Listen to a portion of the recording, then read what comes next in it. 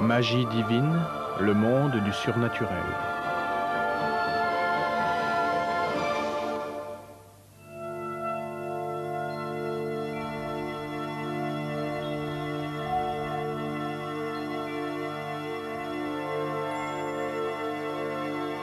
En l'an 1791, les habitants de Salon de Provence décident de transférer les ossements du plus célèbre personnage de la ville dans un lieu plus approprié. Plus de 200 ans auparavant, on l'avait enterré comme il le souhaitait, debout, sous le maître-autel de la petite église des Cordeliers dans le centre-ville.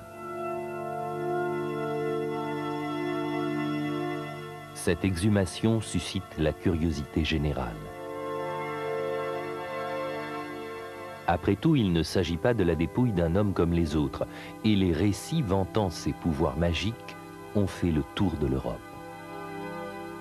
On dit qu'il était capable de voir l'avenir. Autour de son cou, on trouve une amulette sur laquelle est gravé le chiffre 1791, c'est-à-dire l'année même de son exhumation. Cet homme s'appelle Michel de Nostredame, plus connu sous le nom de Nostradamus.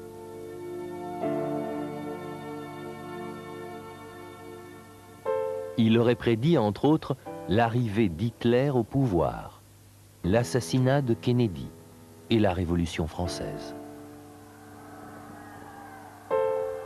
Né en 1503, il fut le plus célèbre prophète du XVIe siècle, la période de l'âge d'or de la prophétie occidentale. Prophétie.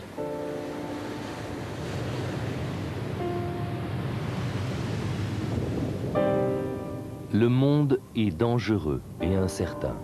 Combien de fois sommes-nous manipulés par des puissances qui échappent à notre contrôle? Même si certains essaient de savoir ce que réserve l'avenir, la plupart d'entre nous se résignent à l'ignorer.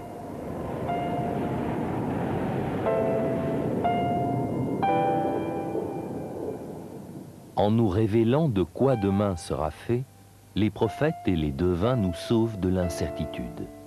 Ils voient dans le présent non seulement des traces du passé, mais aussi des signes de l'avenir.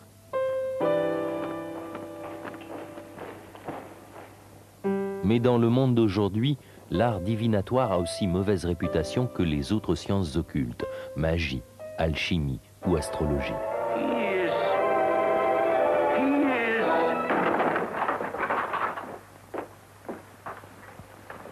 Well, mow me down. He's having his fortune told.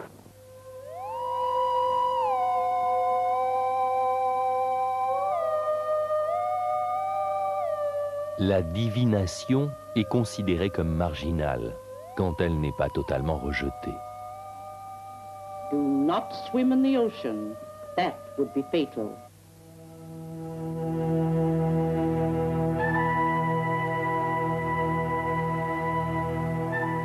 Pourtant, la divination existe depuis la nuit des temps.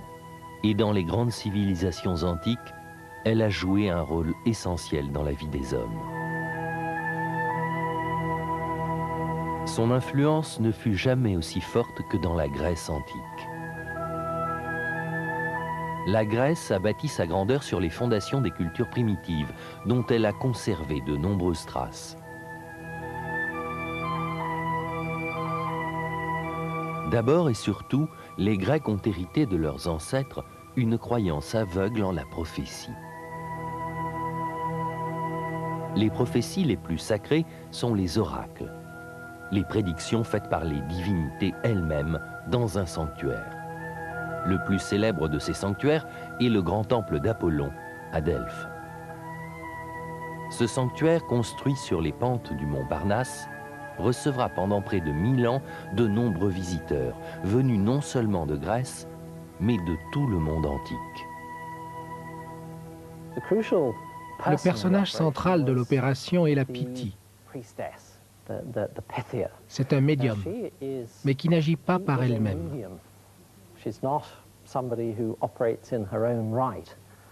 En fait, ce sont les dieux qui s'expriment par sa bouche. Avant de pouvoir interroger Apollon, il y a tout un rituel complexe. La Pythie se purifie et entame un travail qui l'amène dans une sorte de transe. Puis elle crie. On ne sait pas exactement ce qu'elle dit, ni comment cela sort de sa bouche. Mais ces cris sont ensuite interprétés par un prêtre, puis il les traduit en vers hexamètres. Consignés par écrit, ces vers constituent la réponse à la question posée. Lorsque la civilisation grecque s'étend à d'autres territoires, Delphes devient alors une étape obligée sur le chemin de la guerre et de la conquête. Mais les oracles sont souvent trompeurs. Un grand roi, Crésus, demande un jour à l'oracle s'il doit attaquer l'empire perse. L'oracle lui répond que s'il part en guerre, il détruira un grand royaume. Encouragé par cette prophétie, Crésus se lance dans la bataille. Son armée subit alors une cuisante défaite et le grand royaume qu'il détruit n'est autre que le sien. Mais il est un désastre que Delphes n'a pas su prévoir, sa propre décadence. Avec la montée du christianisme, on voit émerger la croyance en un créateur tout-puissant qui préside à la destinée de l'humanité entière. Les prophètes, comme Abraham, Moïse et Jésus-Christ, vont révéler cette vision au monde et leur message est puissant. Si tu obéis à Dieu, l'avenir t'appartiendra. Mais si tu ignores sa parole, les conséquences seront terribles.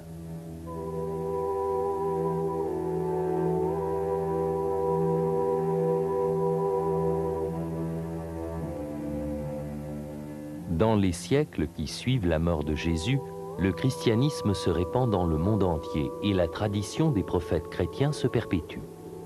Dans l'Europe du XVIe siècle, l'influence de ces prophètes atteint son apogée.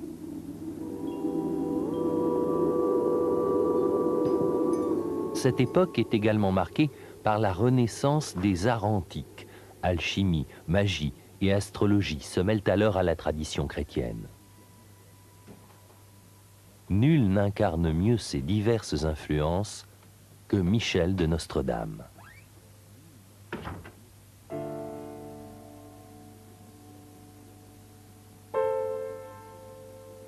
Michel de Nostredame ne commencera à écrire les prophéties qui l'ont rendu si célèbre que vers l'âge de 50 ans.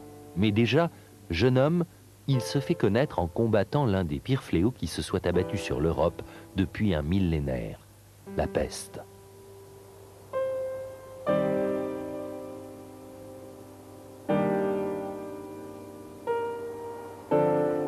La peste bubonique se répand sur tout le continent, semant la misère et la mort sur son passage.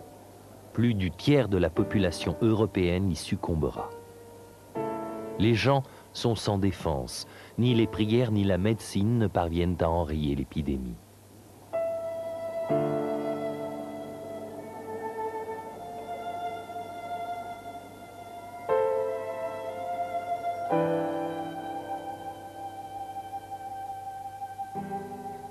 À 26 ans, Michel de Nostredame devient médecin et, selon l'usage de l'époque, latinise son nom et se fait appeler Nostradamus. Il passe ensuite plusieurs années à voyager, en Provence et partout où sévit la peste. Son approche de la maladie est inhabituelle, tout comme sa thérapeutique. Il ne croit pas aux vertus des saignées et prescrit des remèdes dont l'efficacité ne sera reconnue que bien des années après sa mort. Ce qui est vraiment intéressant, c'est que Nostradamus ordonne à ses patients de respecter des règles d'hygiène élémentaires. Or, nul ne peut lui avoir enseigné cela puisqu'à l'époque, on ne possède en Europe aucune connaissance dans ce domaine. Alors qu'on ignore encore que le manque d'hygiène peut provoquer des maladies, il insiste pour que ses patients dorment dans des draps propres, respirent le grand air et fassent de l'exercice. Grâce à ses conseils, il réussit là où les autres médecins échouent. Bientôt, on parle de lui dans toute l'Europe, et plusieurs villes l'appellent à la rescousse.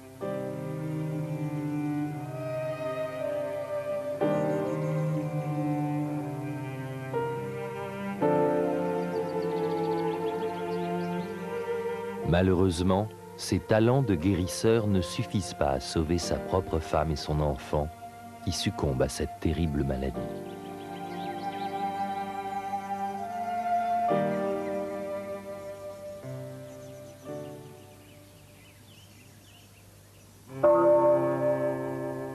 Aujourd'hui, il est difficile de s'imaginer les souffrances qu'enduraient les pestiférés, mais à l'époque, cette maladie est synonyme d'horreur absolue. Et l'on voit dans les ravages causés par la peste l'expression de la colère divine.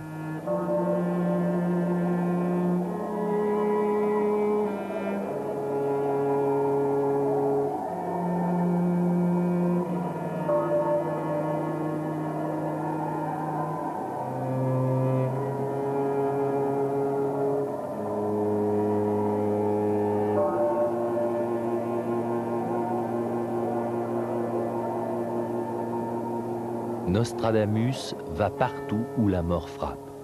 Quel péché les hommes ont-ils commis? Quel est le message que Dieu veut leur transmettre? Sans doute, Nostradamus s'est-il posé ces questions et a-t-il tenté d'y répondre en interprétant les signes?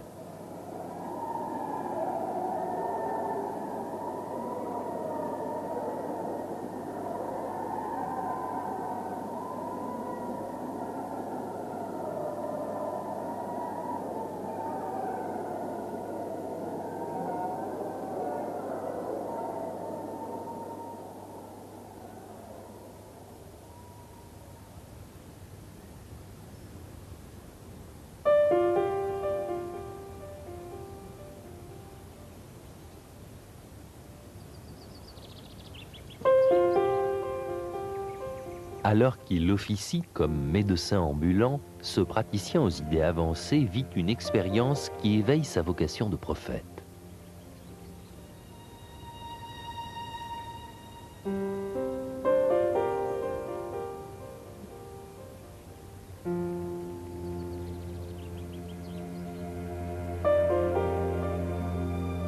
Aux environs d'Ancône, en Italie, il croise deux moines sur sa route.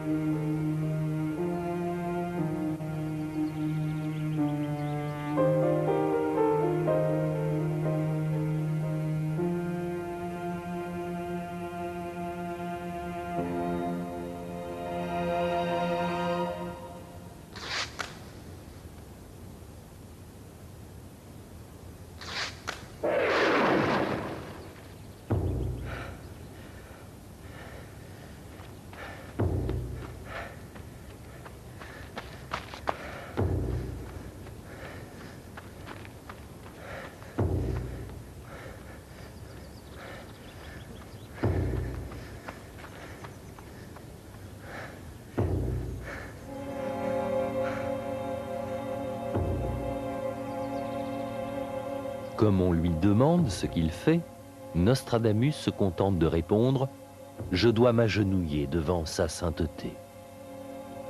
L'un des deux moines, le frère Felice Peretti, n'est encore qu'un novice à l'époque. Mais 19 ans plus tard, il deviendra pape. En 1547, à l'âge de 44 ans, Nostradamus se remarie et s'installe dans une nouvelle demeure et une nouvelle vie. Il transforme son grenier en étude et commence à rédiger des prophéties.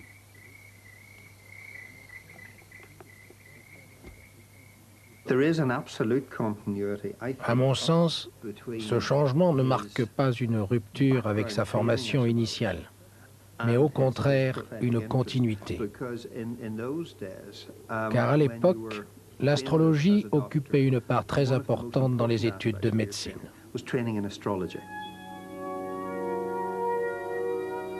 L'astrologie est fondée sur la croyance selon laquelle les mouvements et les cycles des corps célestes exercent une influence sur la vie terrestre.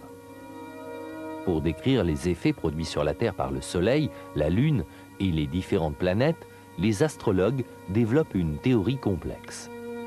Selon cette théorie, l'examen de la carte du ciel pour une période à venir, c'est-à-dire l'étude d'un horoscope, permet de déterminer quelles influences astrales s'exerceront à un moment précis. C'est ainsi que l'astrologie devient un art divinatoire. Au XVIe siècle, la plupart des sciences se réfèrent à l'astrologie, y compris la médecine. En astrologie, on associe différents systèmes planétaires et corps célestes à des parties du corps humain. De la même manière, certaines herbes médicinales et certains remèdes sont liés à des configurations planétaires précises. Ainsi, l'astrologie permet à la fois d'établir un diagnostic et de prescrire un traitement. Mais cette science est avant tout divinatoire, ce qui signifie que les astrologues sont aussi des devins. D'une certaine manière, on peut dire que les études de médecine de Nostradamus l'ont préparé à sa future carrière de prophète. Mais la prophétie et l'astrologie sont deux choses bien distinctes. À la différence des astrologues, dont les prédictions sont fondées sur une théorie, les prophètes prétendent être en relation directe avec l'avenir. La prophétie, ainsi que Nostradamus l'établit dans ses écrits, est une forme de révélation. Seuls ceux qui possèdent l'inspiration divine peuvent prédire des événements particuliers, car eux seuls sont de véritables prophètes.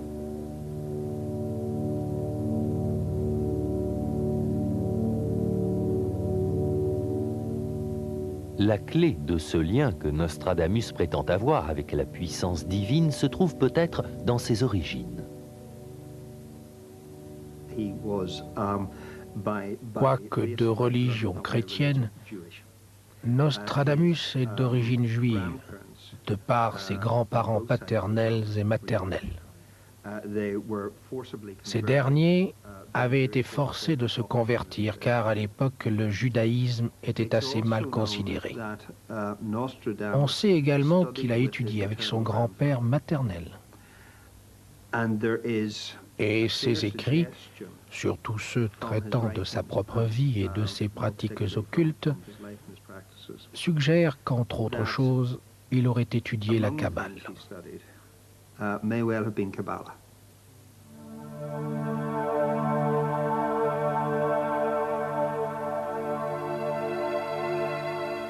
La Kabbale est une tradition orale juive reposant sur une interprétation mystique et allégorique de l'Ancien Testament, censée détenir la clé des mystères de l'univers.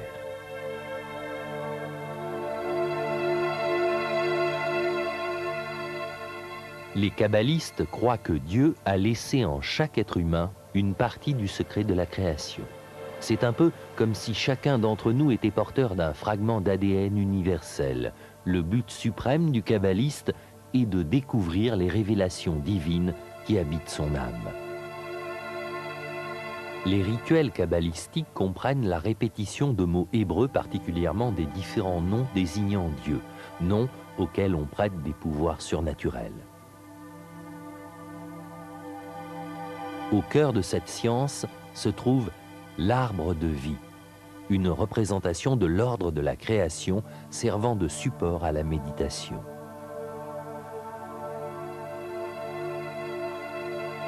Les rituels ont pour but d'atteindre un niveau de conscience supérieur qui permet aux kabbalistes de dépasser le monde sensoriel.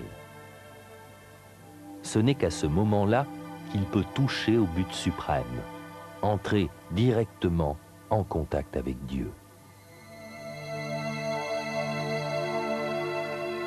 Une fois parvenus à ce stade, les kabbalistes affirment être libérés des contraintes temporelles.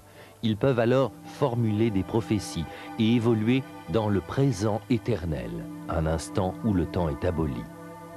Les écrits de Nostradamus suggèrent qu'il aurait lui-même atteint des états similaires grâce à ces rituels.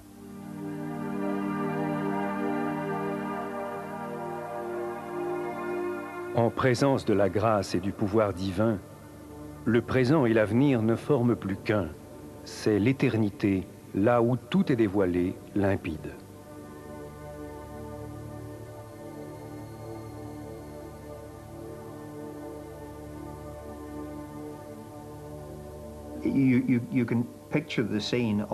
Imaginons maintenant Nostradamus assis dans une pièce plongée dans la semi-obscurité. Une semi-obscurité qui a sa raison d'être, car le prophète est contraint de pratiquer son art, un art très dangereux en cachette. À l'époque, en effet, les inquisiteurs traquent les sorciers en tout genre, et même Nostradamus, s'il était découvert, ne pourrait pas jouer de sa notoriété pour éviter la condamnation à mort.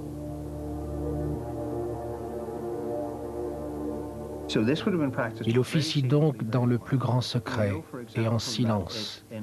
Et nous savons par exemple qu'il accomplit ces rituels à l'aide d'un bol d'eau, d'un tripode en airain et sans doute aussi de plantes narcotiques qu'il a appris à connaître lors de ses études de médecine et qu'il fait brûler comme de l'encens.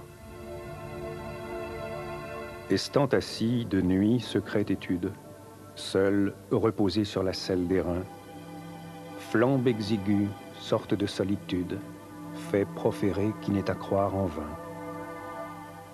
La verge en main mise au milieu des branches, de l'onde il moule et le limbe et le pied.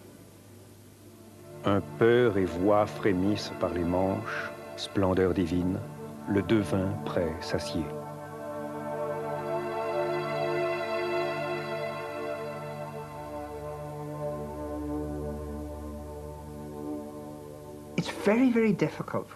Il est très difficile aujourd'hui de se faire une idée des mentalités de l'époque.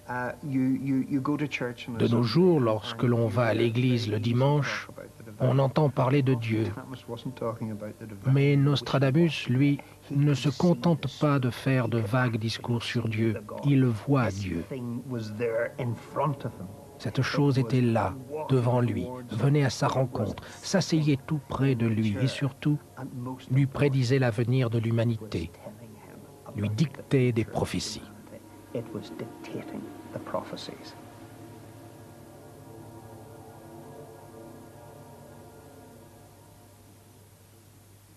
En 1555, Nostradamus publie un recueil de prophéties intitulé « Centurie astrologique », qui se compose de 4 L'un des textes prédit notamment la mort du roi de France Henri II. Cette prophétie vaudra à son auteur la célébrité.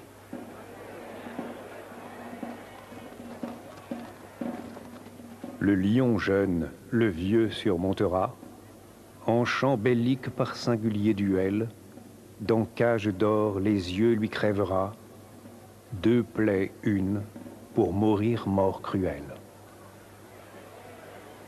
Un an après la publication de ce livre, le roi Henri II participe à un tournoi dans les environs de Paris. Il est opposé au comte Montgomery, beaucoup plus jeune que lui. Ils jouent un moment et se portent quelques coups sans gravité. Puis la catastrophe se produit. La lance de Montgomery, en heurtant l'armure du roi, se brise en 2. L'un des morceaux transperce la gorge du roi et l'autre traverse son aume, qui était en or, lui crevant l'œil et pénétrant dans son cerveau. Son agonie dure 10 jours entiers, puis il finit par succomber à ses blessures. Ainsi, nous retrouvons le vieux lion décrit par Nostradamus sur le bouclier de Henri.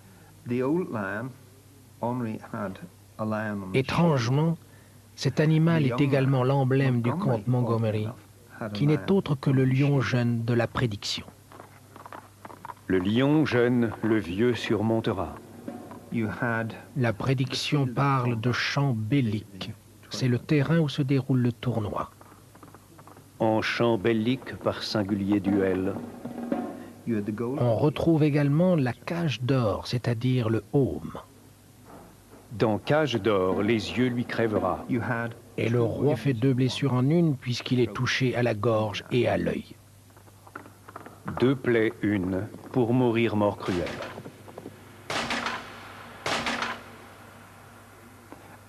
Et ensuite vient la longue agonie, la mort cruelle, évoquée par Nostradamus. Même les plus sceptiques auraient du mal à considérer ces troublantes concordances comme de simples coïncidences. Mais très peu de prophéties sont aussi faciles à interpréter que celle de la mort d'Henri II. Ceux qui affirment que telle ou telle prophétie annonce la crise des missiles cubains, la conquête de l'espace ou la chute de l'Empire soviétique sont un peu comme ces vieillards qui cherchent à lire dans les flammes. Ils projettent tout et n'importe quoi dans ces visions, et les quatrains qu'ils cherchent à interpréter sont suffisamment ambigus, nébuleux et complexes pour appuyer leur dire. Néanmoins, il subsiste des exemples frappants et difficiles à ignorer qui poussent encore certains à étudier les quatrains de Nostradamus. L'un d'entre eux porte sur un événement qui s'est déroulé près de 250 ans après la mort du prophète. Lorsque la Révolution française éclate en 1789, Louis XVI et Marie-Antoinette sont rois et reines de France. Louis et Marie-Antoinette. Louis XVI et Marie-Antoinette, après avoir tenté en vain de conclure un arrangement avec les révolutionnaires, apprennent que leur tête est mise à prix et tentent de s'échapper. Mais ils échouent.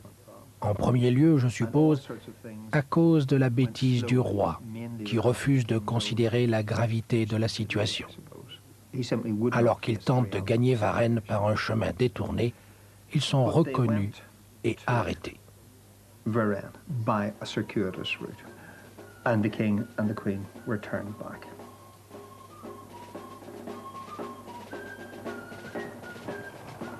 De nuit viendra par la forêt de Rennes 2 parts voltortes herne la pierre blanche, le moine noir en gris dedans Varennes.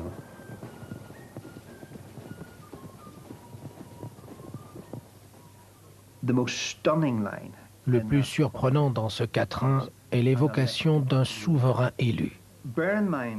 Il faut en effet se souvenir que Louis XVI a été renversé pendant la Révolution française, puis élu roi des Français par les révolutionnaires, alors qu'à l'origine, il est, comme tous les rois de France, un souverain de droit divin. Il devient le premier monarque élu. Est-ce le cap? Cause tempeste, feu sans tranche.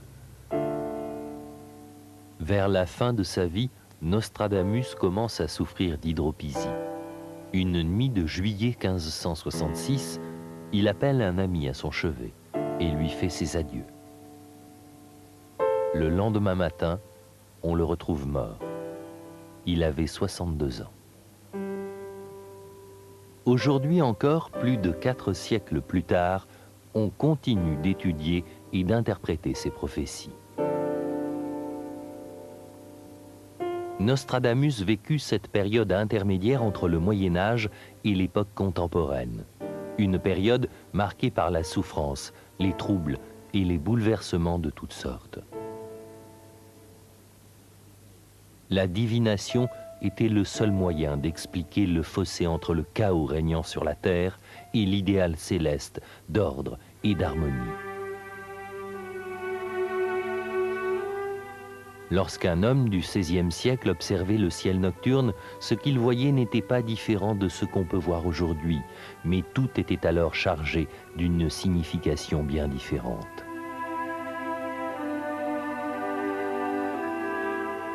À cette époque, on considère la Terre comme le centre de l'univers, Le Soleil, la Lune et les planètes gravitent autour de cet univers créé par Dieu pour l'homme, qui occupe une place centrale dans l'ordre suprême des choses.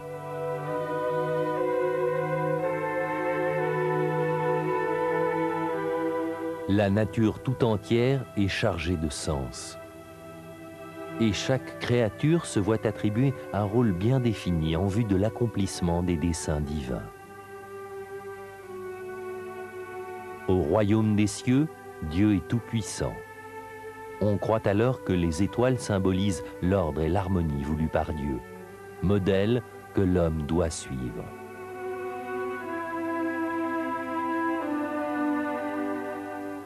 Convaincus que leur rôle est de construire une société en accord avec les desseins divins, les hommes ne se sentent pas maîtres de leur existence, libres d'organiser leur vie comme ils le veulent.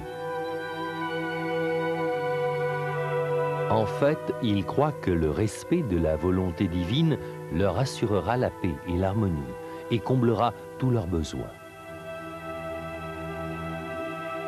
Les paysans sont dans leurs champs, les rois dans leurs châteaux, les planètes au-dessus et Dieu au plus haut des cieux régnant sur l'univers.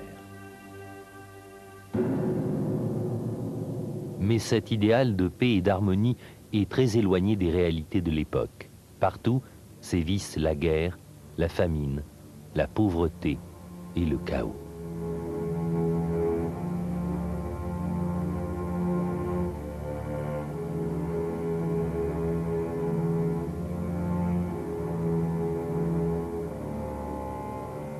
Au XVIe siècle, on considère ces fléaux comme des punitions infligées par Dieu à ceux qui violent ses lois. Tous ces événements naturels sont interprétés comme des signes de la colère divine. Les événements exceptionnels tels que le passage des comètes, les éclipses et les catastrophes naturelles sont interprétés comme autant de messages prophétiques. C'est Dieu qui bouleverse l'ordre naturel, enjoignant ainsi à l'homme de le rétablir, sous peine d'avoir à subir de graves représailles. Traditionnellement, l'un des signes les plus fréquents de la colère divine est la naissance d'un animal mal formé. À cette époque, on parle beaucoup d'un animal connu sous le nom de moine veau. Il s'agit d'un veau qui porte la tonsure, ce qui le fait ressembler à un moine. On voit immédiatement dans l'apparition de cette figure un avertissement, une invitation à réformer l'Église.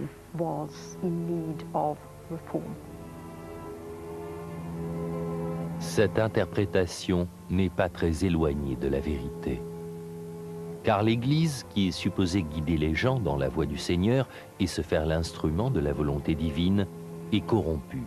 Les prêtres et les évêques vivent dans la débauche et en cette période de pauvreté croissante, ils s'enrichissent en soutirant de l'argent aux pauvres en échange du pardon de leurs péchés, un impôt sur le salut en quelque sorte. Beaucoup sont persuadés que des événements tels que l'apparition du moine veau désignent l'Église comme responsable des désordres de l'époque.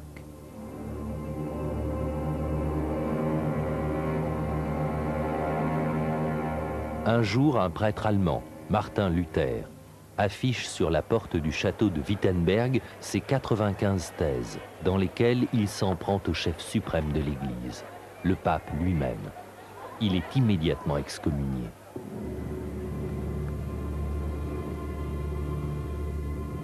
Les actions de Luther marquent le début de la Réforme, qui, balayant le christianisme médiéval, va donner naissance au protestantisme. Bientôt, Luther engage contre l'Église une âpre bataille dans laquelle la prophétie sera l'une de ses armes les plus redoutables. Dans sa traduction de la Bible, Luther détourne une célèbre prophétie pour attaquer violemment le pape. La prophétie en question annonce l'arrivée de la prostituée fameuse de Babylone, assise sur une bête à 7 têtes.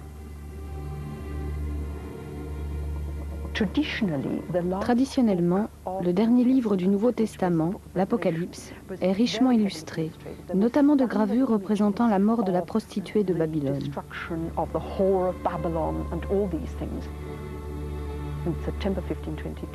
En septembre 1522, lors de la première publication de la Bible de Luther, on y reconnaît la prostituée de Babylone. Elle porte la tiare, principal attribut du pape.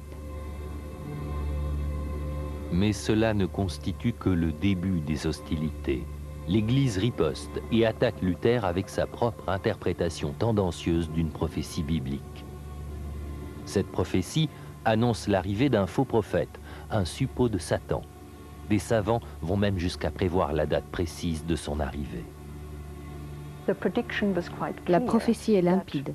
Le faux prophète, d'après des calculs que personne ne songe à contester, serait né en 1483, date qui correspond bien sûr à la date de naissance de Luther. Dès que Luther commence à semer la pagaille au sein du clergé, faisant figure de rebelle aux yeux de Rome, des écrivains italiens, au fait de ces prophéties, expliquent que Luther n'est autre que le faux prophète dont on annonce l'arrivée.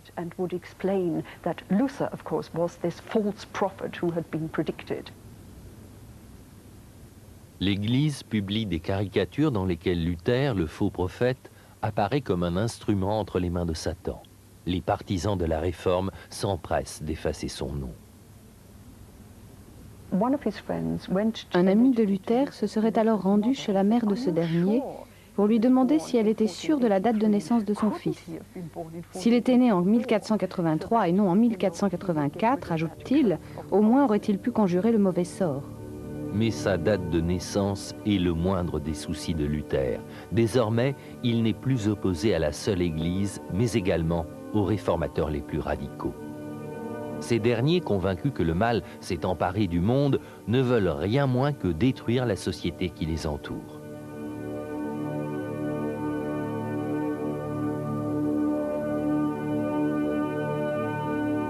Pour soutenir leur vue extrémiste, ils se réfèrent à la Bible elle-même, et plus particulièrement à l'Apocalypse. Le dernier livre du Nouveau Testament est en effet le récit de la fin du monde, une fin particulièrement violente. C'est l'histoire de la plus grande bataille que l'on puisse imaginer, un combat épique entre les forces du bien et les forces du mal, la bataille d'Armageddon.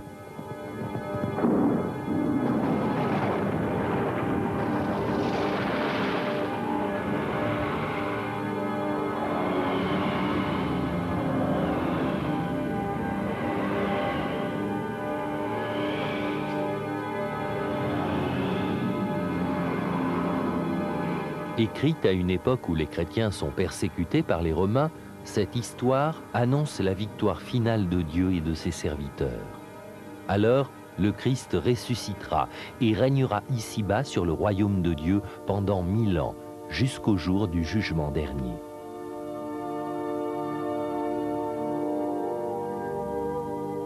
Ce règne de 1000 ans sur la terre comme au ciel s'appelle le millénium, et la doctrine proclamant la venue de l'Apocalypse, le millénarisme.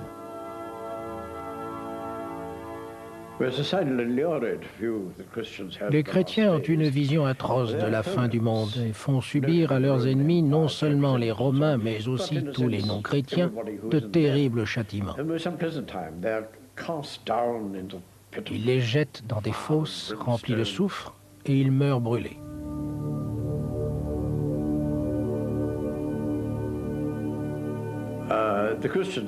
Les chrétiens, quant à eux, connaissent une fin plus douce. Le jour du jugement dernier, leur corps sera transformé et ils deviendront immortels. Mais en attendant, durant les 1000 ans qui précèdent le jugement dernier, ils conservent une enveloppe charnelle qui ne vieillit pas, ce qui est somme toute assez valorisant. Paix et harmonie sur la terre. La résurrection de Jésus récompense les fidèles d'avoir gardé la foi malgré les persécutions dont ils ont été victimes. Ainsi s'achève le dernier épisode de cette grande fable historique et morale. Les bons peuvent prétendre à une éternité de béatitude, tandis que leurs ennemis sont condamnés à subir le châtiment qu'ils méritent. Chez le peuple chrétien opprimé de l'ère romaine, cet épilogue ô combien idyllique a dû éveiller un immense écho. Après la mort du Christ, la petite secte juive qu'est le christianisme devient la religion officielle de l'Empire romain, puis s'étend au monde occidental. L'Église devient une institution riche et puissante qui ne voit aucune raison d'abandonner son pouvoir et ses biens terrestres au jour du jugement dernier. Elle commence à se distancier du millénarisme. L'Église possède en effet de riches monastères, jouit de nombreux privilèges, et ses membres ne souhaitent pas le moins du monde renoncer à tout cela.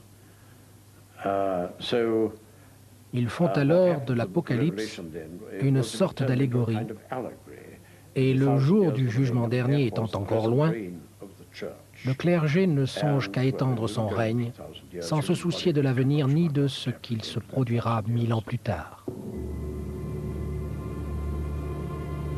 Mais les prophéties annoncées par l'Apocalypse sont suffisamment vagues pour pouvoir s'appliquer à chaque période de chaos et de corruption.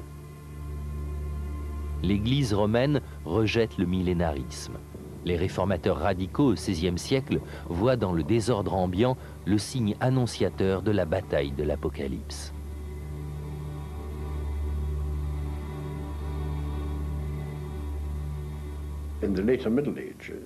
À la fin du Moyen Âge, on croit que la fin du monde est pour demain.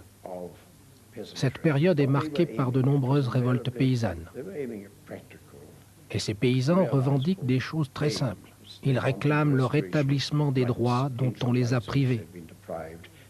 Ils réclament de meilleures conditions de vie. Bref, des choses qui semblent tout à fait raisonnables. En marge de ces mouvements,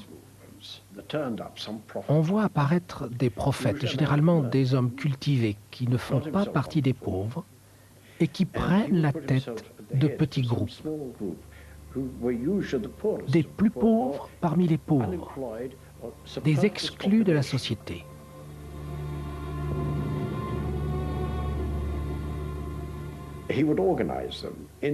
Ces prophètes vont organiser ces groupes avec le but d'aider Dieu à opérer une transformation du monde. En 1524, en Allemagne, ces groupes de paysans prennent les armes contre les autorités, y compris contre l'Église catholique. Ils luttent pour obtenir de meilleures conditions de vie. Ces paysans révoltés attirent l'attention d'un prédicateur autoproclamé, Thomas Müntzer. Müntzer appartient à la frange radicale du protestantisme. Millénariste extrémiste, il croit qu'il faut combattre les ennemis de Dieu par les armes et préparer le retour du Messie.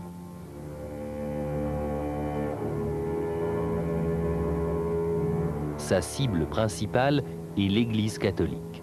En fait, il considère comme des ennemis tous ceux qui contestent son interprétation des Saintes Écritures. Müntzer voit dans la révolte sanglante des paysans la preuve que l'Apocalypse approche. Il réunit une petite armée d'adeptes, leur assure que Dieu est avec eux et les lance à l'assaut du mal, l'Église et l'État. Il se définit lui-même comme le prophète de l'Apocalypse. Comme les pommes pourries sont mûres, comme les élus sont devenus cléments, le temps de la moisson est proche et Dieu m'a appelé pour la récolte. J'ai aiguisé ma faucille et n'aspire qu'à la vérité. Mes lèvres, ma peau, mes mains, mes cheveux, mon âme, mon corps maudissent les incrédules. Ne vous apitoyez pas sur la misère des impies. Ils mendient et gémissent comme des enfants. Soyez sans pitié. Ne laissez pas retomber votre épée.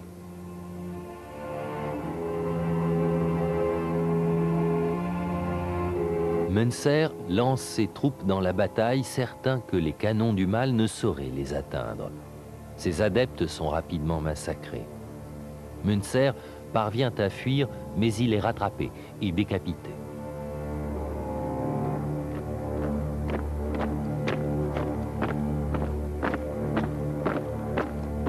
Pourtant, ce détournement de la prophétie à des fins politiques radicales ne prend pas fin avec le XVIe siècle.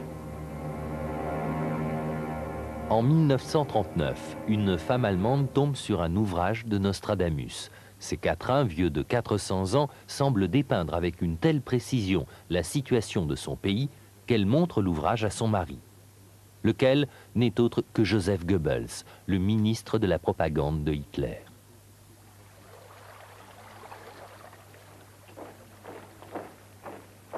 En l'an bien proche, échelonnier de Vénus, les deux plus grands de l'Asie et d'Afrique, du Rhin et Ister, qu'on dira, sont venus, crient, pleurent à Malte et costé ligustique. Goebbels, ravi qu'un prophète aussi célèbre ait prévu l'avènement d'Hitler, décide d'exploiter au mieux cette prophétie. On demande à des spécialistes des sciences occultes d'interpréter ces quatrains de manière à ce qu'ils annoncent la victoire de l'Allemagne et donnent une légitimité historique au Troisième Reich.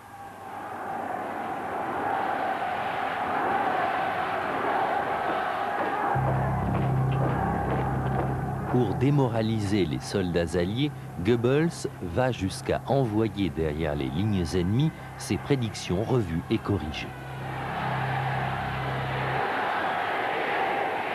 Si un prophète du XVIe siècle avait prédit le Troisième Reich, c'est que la vision hitlérienne d'une Allemagne nouvelle et forte s'inscrit dans la logique de l'histoire. L'accession au pouvoir des nazis ne serait pas un fait du hasard, mais un signe du destin. Pourtant, dans sa prophétie, Nostradamus ne mentionne pas le nom du chef nazi. Dans le quatrain original, on trouve le mot Hister et non Hitler, comme on le dit souvent. Or, Hister est le nom que l'on donnait à l'époque au Danube.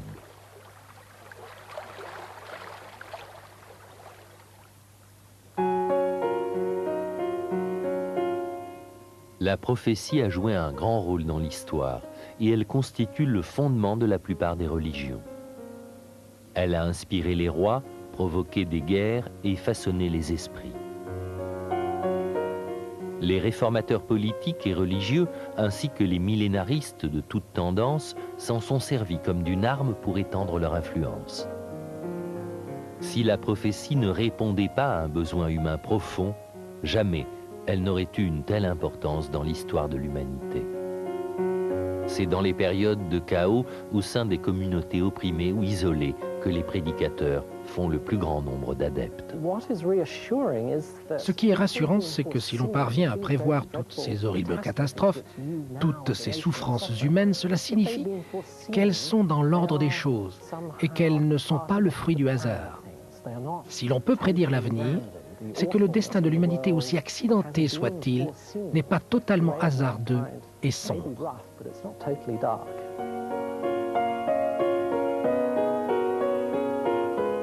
Les prophéties donnent un sens à l'histoire, qu'elles transforment en une saga épique et morale à vocation universelle. Chaque homme, chaque chose y a sa place et y joue un rôle défini.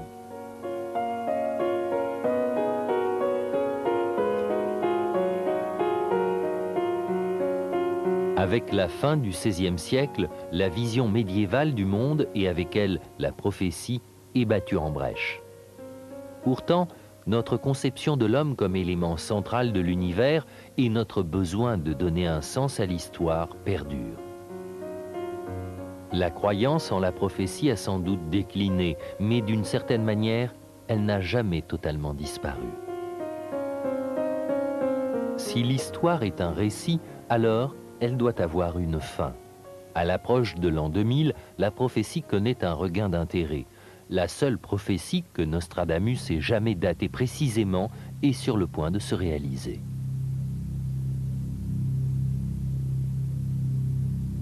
L'an 1999, 7 mois, du ciel viendra un grand roi des frayeurs, ressusciter le grand roi d'Angoulemois, avant, après Mars, régner par bonheur.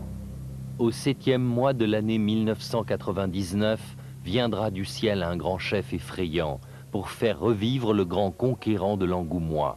Avant et après, la guerre régnera au maximum. Mais cette prophétie de Nostradamus n'annonce pas la fin du monde. En effet, ces prophéties englobent les 1000 ans à venir et même au-delà.